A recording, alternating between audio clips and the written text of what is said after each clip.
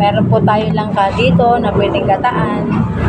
Ito po, libre po ito, may nagbigay. At ito po ay gugulayin ko maya-maya pag natapos po pong gayatin. Pero hindi po lahat to kasi isang palanggana. Dami po niyan. Bukas ako lulutuin yung kalahati.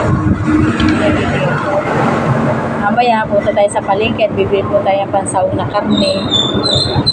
Kasi gata. Para masarap po yung ulam. At may pambaon na rin po sa trabaho. Ito, gagayatin na natin.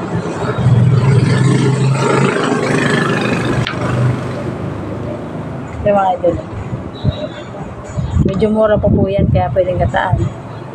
Sayang na mong po ito.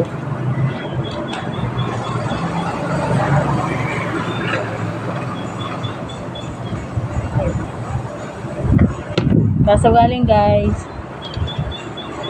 mahirap po magbalat kasi po nagkakadag tayong kamay. Kailangan po lagyan ng mantika o kaya oil po na gamit na, kahit bago pwede rin. Basta po lang po yung didikit. Tapos gayat na po tayo.